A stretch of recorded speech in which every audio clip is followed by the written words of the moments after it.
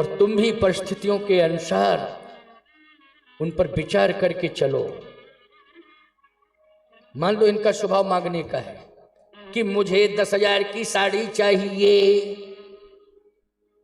तो तुम कह दो अभी नहीं, तो ये कहेंगे कल, तो ये मत कहो कल नहीं परसों।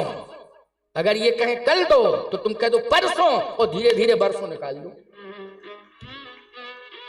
देखो फिर इतना बढ़िया आर्थिक फाउंडेशन क्यों संभला रहेगा, कोई दिक्कत नहीं होगी, कोई परेशानी नहीं होगी, और ये भी खुश रहेंगी कि मेरे पति ने मना नहीं किया है, आश्वासन तो दिया है, लेकिन धीरे धीरे बरसों निकाल दो। युक्ति से तुम्हारा दाम्पत्य का निर्वाह बड़ी आसानी और सफलता से हो जाएगा, कोई खटपट नहीं होगी आपस में।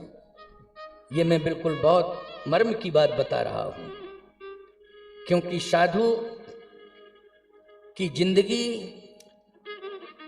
केवल सादा ही नहीं होती है, उसकी जिंदगी अनुभवी जिंदगी होती है, अनुभव से भरी हुई जिंदगी होती है। और सत्य तो यह है कि साधना से भरी हुई जिंदगी होती है। इसलिए साधक होता है साधु, साधना के द्वारा संतुलन बनाने की कोशिश करता है। तो ये मेरा स्वाध्याय नहीं बोल रहा है, ये मेरी साधना बोल रही है। ये स्वाध्याय नहीं, ये साधना बोल रही है, इसलिए इस पर विचार करना। आइए अब आगे की बात सुनो। शिव जी ने कहा कि सखी नहीं बन पाएंगे, कहा बनो, कहे पहले कह देते तो बन जाते। अच्छा, भगवान राम ने कहा एक बात बताओ, भस्मासुर को जब वरदान दिया था आपने, हाँ दिया तो था, लेकिन भस्मासुर जब आक्रमण करने लगा और दौड़ा तो आप भागे कि नहीं भागे? यहाँ भागे थे। तो उस समय आपने मेरा आवाहन किया था, तो पहले से निमंत्रण दिया था क्या सूचना? तत्काल आवाहन किया, हम आए और तुरंत परिस्थिति को देखा और हम क्या बन गए? विश्व सुंदरी, विश्व मोहिनी बने, मानी विश्व सुंदरी, विश्व मोहिनी बन गए। तत्काल बने कि नहीं बने? तुम्हारे कारण हमको महिला बनना पड़ा, तुम्हारे कारण। अब हमारे ऊपर परिस्थिति आई तो तुम बन जाओ मेरे कारण महिला, मैं तुम्हारे कारण बना, तुम मेरे कारण बन जाओ, क्या दिक्कत की बात है?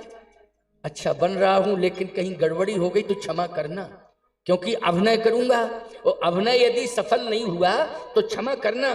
भगवान राम ने कहा बाबा आप आज तक विफल हुए ही नहीं हो, सफल ही हुए हो, केवल एक ही जगह विफल दिखाई दिए, जहां वृंदा के सामने परसों मैंने सुनाया था ना, है कि तई बल ताहे न जितो पुरारी, केवल वहीं वो, उसका मूल कारण ये था कि वृंदा के पास पातिव्रत धर्म था। इसलिए जलंधर को देख के नहीं भागे आप, पातिव्रत धर्म को देख करके भागे हो, क्योंकि धर्म से आप नहीं लड़े हो, धर्म की मर्यादा का आपने पालन किया है। धर्म से लड़ने का मतलब है रामो विग्रहवान धर्म, क्यों भाई?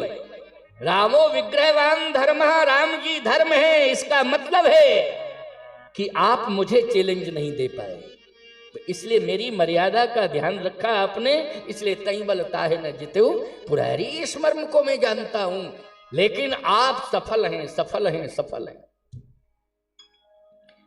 अच्छा बोलो भाई, सफलता की कामना जब करते हो तो भोले बाबा का अभिषेक करते हो कि नहीं करते हो? बोलो, भोले बाबा का अभिषेक, संकट आ जाए तो करते हो, और किसी कार्य को सफल कराना है तो अभिषेक करते हो। इसलिए शिव अभिषेक का विशेष महत्व है, बहुत बड़ा महत्व है। इसलिए आप सफल हैं, आप तो सखी बन जाओ, भोले बाबा सखी बन गए। वैसे भी कहा मैंने अर्धनारेश्वर ही है, सयानी सखी, चतुर सखी, एक सखी, चतुर सखी, बार बार वर्णन आता है मिथिला में, ये भोले बाबा ही है। इसलिए भोले बाबा किशोरी जी को लेकर के आ रहे हैं सखी बन के। पूजन गौर सखी ले आए,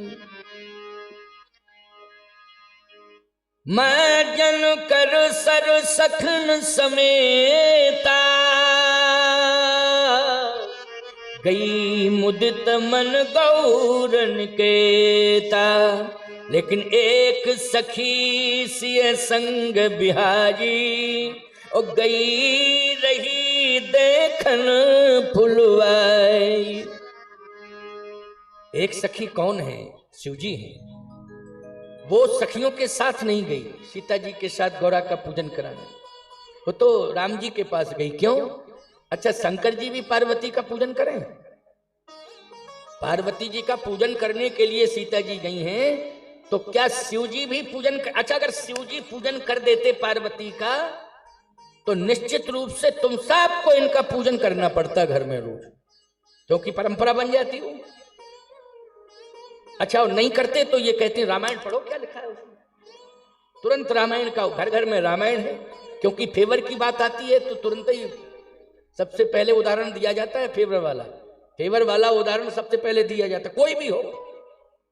और आजकल लोग रामायण को पढ़ते हैं, लेकिन उसमें भी वो बातें छांट लेते हैं जो फेवर वाली हैं। जैसे वामपंथियों ने भी पढ़ा है, तभी तो कहा है ढोल गमार शूद्र पशु नारी विरोधियों ने, तभी फेवर की चौपाई छांट ली कि नहीं छांट ली? और चौपाइयां नहीं पढ़ी इन्होंने, पढ़ी होंगी लेकिन फेवर वाली छांट ली। ढोल गमार शूद्र पशु नारी सकल ताड़ना के अधिकारी, क्या लिखा तुलसी बाबा ने? बड़ा अपमान कर दिया है, बहुत अपमान कर दिया है, और नारी समाज का तो बहुत अपमान कर दिया है।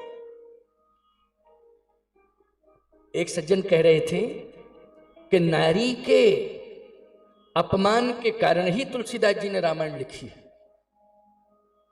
मैंने कहा क्या कह रहे हो?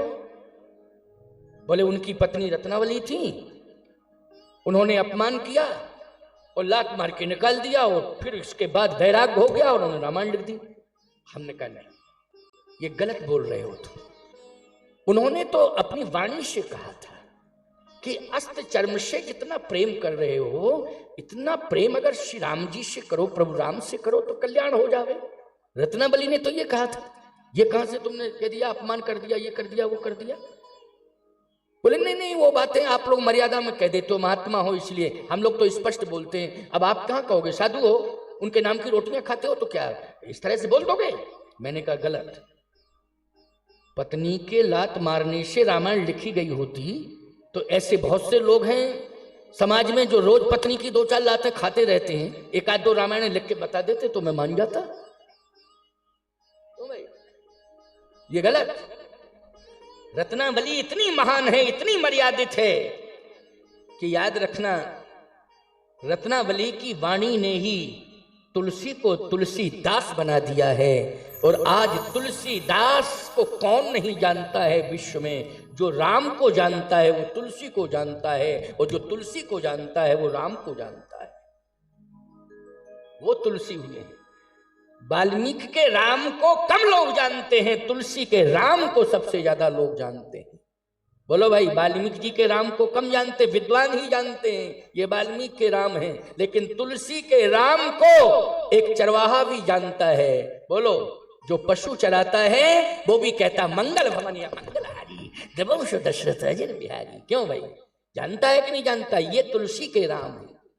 बच्चा, छोटा सा बच्चा, वो भी जानता है तुलसी के राम को, क्योंकि छोटे छोटे बच्चों से रामायण की चौपाइयां गुनगुनाते हुए बच्चों के मुंह से मैंने सुना है। वाल्मीकि के श्लोक नहीं बोल पाएंगे क्योंकि वेदवाणी नहीं पढ़ी है, तो कहां से बोलेंगे? लेकिन तुलसी की चौपाइयां पढ़ी हैं, गुनगुनाते रहते छोटे छोटे बच्चे। बिना पढ़े लिखे लोग भी रामायण को याद किए हैं, सुन सुन के याद कर लिए, बिना पढ़े लिखे लोग। इसलिए तुलसी के राम को सभी जानते हैं। प्यारे, ये तुलसी के राम और राम के तुलसी, इसमें अहम भूमिका किसकी रही? रत्नावली माँ की रही। इसलिए बोलिए रत्नावली माता की जय। साधारण नहीं है वो, नारी का विशेष सम्मान है, नारी की बड़ी महिमा है। लेकिन बस आपको इस बात पर विचार करना पड़ेगा कि स्वभाव में नारीत्व तो आ जाता है, तो कभी कभी स्वभाव में कुछ ऐसी बातें सुनने को मिल जाती हैं कि आप बर्दाश्त से बाहर हो जाते हैं। ये स्वभाव की बात है, लेकिन नहीं, इनकी महिमा में कोई कमी नहीं है। जैसे गाय, उसका सिर हिलाने का स्वभाव है, पूंछ उठाने का स्वभाव है, पैर उठाने का स्वभाव है, लेकिन महिमा में कोई अंतर नहीं है। बोलो क्या अंतर है? जितने सीधे साधे गाय में देवता वास करते हैं, उतने ही सिर हिलाने वाली गाय में देवता वास करते हैं। बोलो भाई, क्या ऐसा तो नहीं कि गाय के स्वभाव को देख के देवता भाग जाते हो? ऐसा नहीं है, स्वभाव की बात है। इसलिए स्वभाव में अंतर पाया जा सकता है, लेकिन धन्य है रामचरितमानस और धन्य है सनातन की मर्यादा। अगर इन्होंने वर्ण कर लिया है तुम्हारा, अग्नि को साक्षी करके, देवताओं को साक्षी करके, समाज को साक्षी करके, तो अंतिम श्वास तक ये निर्वाह करती हैं और देवताओं से यही प्रार्थना करती हैं कि मेरा सिंदूर मेरे साथ जावे, मेरा सिंदूर मेरे साथ जावे, यही कामना रहती है। वो एक दुर्भाग्य अलग है कि किसी का सुहाग चला जाए, लेकिन इच्छा तो हमेशा यही रहती है, मांग यही रहती है कि मेरे मस्तक का सिंदूर चमकता रहे, कभी मेरा माथा सूना ना हो। इसका मतलब है कि पति की मंगल कामना, पति की मंगल कामना, सिंदूर का अर्थ ही है पति की मंगल कामना। पति